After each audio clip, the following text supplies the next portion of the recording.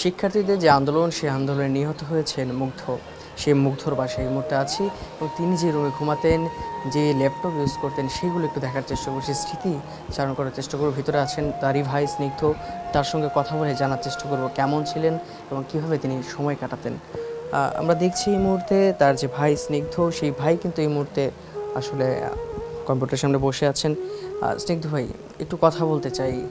এই চেয়ারটিতে তো বসতেন মুগ্ধ, আপনি এখন বসে আছেন, একটু যদি বলতেন যে তার যে জিনিসপত্র বা তার সঙ্গে তো আপনি একই বিছানায় শুতেন, ভাই একজনের সাথে আরেকজন বন্ধন, যমজ ভাইও আমরা বলা চলে, একটু যদি বলতেন। আসলে ও তো আমার শুধুমাত্র ভাই ছিল না, ও আমার বেস্ট ফ্রেন্ড বলেন, আমার কলিগ বলেন, সব কিছুই আমরা সেম টাইপের সার্ভিস ফ্রিল্যান্সার হিসেবে প্রোভাইড করতাম। তো আমরা দেখা যেত সারা রাত ধরে আমরা আমি এই ডেস্কে বসে আমরা কাজ করতাম, আর সকালে ফজর আজানের পর ঘুমাতে যেতাম।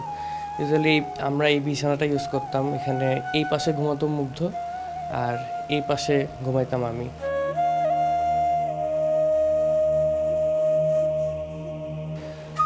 আমার এখনও যখন রাতেরবেলা আমার ঘুম ভাঙে, আমার হুট করে মনে হয় যে আমার পাশে মুগ্ধই ঘুমায় আছে। ছোটোবেলার থেকেই জন্ম হয়েছি একসাথে, কিন্তু মৃত্যু তো একসাথে হইতে পারে নাই। এখন ওই অভ্যাসটা রয়ে গেছে যে আমি অর্ধেক বিছানা নিয়েই ঘুমাই। এখনও আমার এখন পর্যন্ত খেয়াল হয় না যে যাওয়ার পর থেকে আমি একবারও এই হাফটা ক্রস করছি নাকি রাতে ঘুমানোর মধ্যে।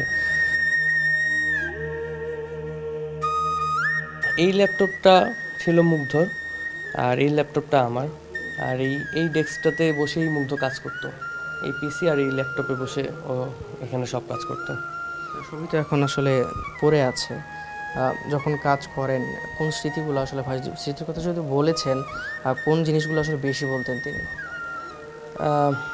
যখন আমরা বসে কাজ করতাম, আমরা ইউজুয়ালি যেহেতু সেম সার্ভিসই প্রোভাইড করতেছি, আমি কোনো কাজে যদি আটকায় যেতাম, ও আমাকে সেই কাজে হেল্প করতো। ও কোনো কাজে আটকে গেলে আমি ওকে সেই কাজে হেল্প করতাম।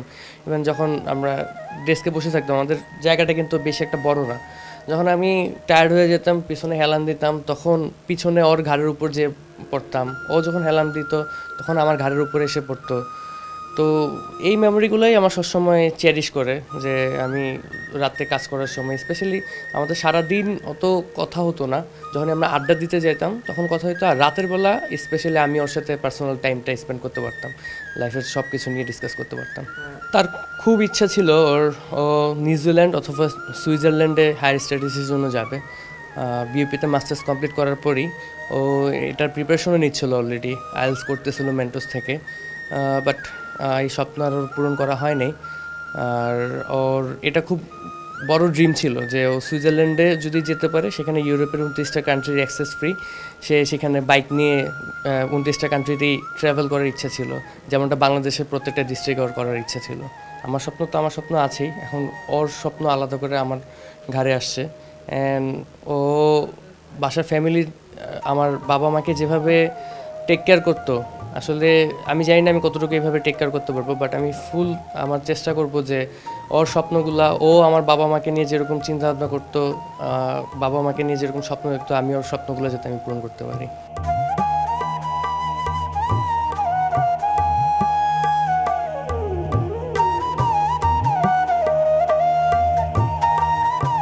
আমি যদি বলি, ও একটা ফ্রি বার্ড ছিল। ও যখন যেখানে মন চেত সেখানেই দৌড় দিত, যখন মন চেত ট্যুর দেওয়ার কথা তখনই দৌড় দিত।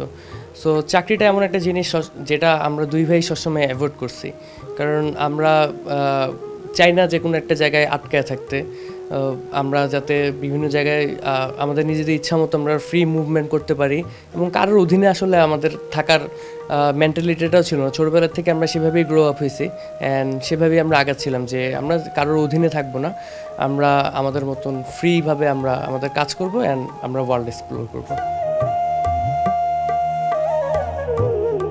ও সবসময় আমাকে বলতো যে একদিন আমি ফেমাস হব, অ্যান্ড একদিন আমাদের মীর বংশের নাম উজ্জ্বল করব। বাট আজকে লিটারেলি পুরো দেশবাসী ওর জন্য দোয়া করতেছে, ওর জন্য কান্না করতেছে, বাট ও এই জিনিসটা এখন দেখে যেতে পারে নাই। জানি না উপর থেকে দেখতেছে নাকি দেখতেছে না।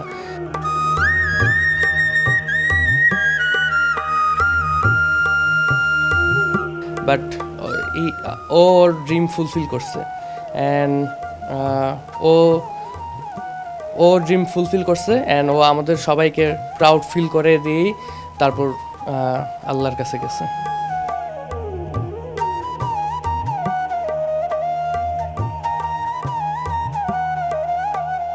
আমাদের আসলে প্ল্যান ছিল যে আমরা এই মাসের মধ্যেই আমরা তিনও ভাই একসাথে বাংলাদেশ ট্যুরে বের হবো, টেকনাফ টু তেঁতুলিয়া 64 ডিস্ট্রিক্টই, যতদিনই লাগুক। যেহেতু আমরা রিমোট ওয়ার্কার, আমাদের অফিস নিয়ে কোনো সমস্যা নেই, তো আমাদের প্ল্যান ছিল এটাই যে আমরা 64 ডিস্ট্রিক্ট ট্রাভেলে বের হব। আর এটা হলো মুগ্ধর বাইক। এই বাইকটা মুগ্ধর খুব হার্টের কাছাকাছি ছিল। ও এই বাইকটার নাম দিয়েছিল বাম্বলবি। আমার একটা ঘটনা মনে পড়ে, আমি মাঝখান দিয়ে ওর থেকে এই বাইকটা কিনতে চেয়েছিলাম, তো ও আমাকে বলছিল যে আমি আমার বাম্বলবি কখনো সেল করবো না, কারণ এই বাম্বলবি দিয়ে আমি সবগুলো ডিস্ট্রিক্টে ঘুরে বেড়াইছি অ্যান্ড 64 ডিস্ট্রিক্টে আমি এই বাম্বলবির সাথে আমার ছবি রাখতে চাই। আমি লাগলে নতুন বাইক কিনবো, তারপরও এই বাইক আমি রেখে দিব। এরকম এতটা ক্লোজ ছিল এই বাইকটা ওর হার্টের। আমার যেহেতু পাসপোর্ট ইতালি এমবেসিতে জমা দেওয়া, আমাদের প্ল্যান ছিল আমার পাসপোর্টটা আমি হাতে পেলে আমরা ইন্ডিয়ান ভিসা লাগাবো, আমরা তিনও ভাই, অ্যান্ড ইন্ডিয়ান ভিসা লাগিয়ে আমরা লাদাখ ট্যুর দিব। আর এখন এই মাসে আমাদের প্ল্যান ছিল যে আমরা উত্তরবঙ্গ দিয়ে শুরু করব, আগে উত্তরবঙ্গ কভার করব, তারপর আস্তে আস্তে বিভিন্ন বঙ্গগুলা কভার করব, বাট সেই প্ল্যান আর বাস্তবায়ন হলো না।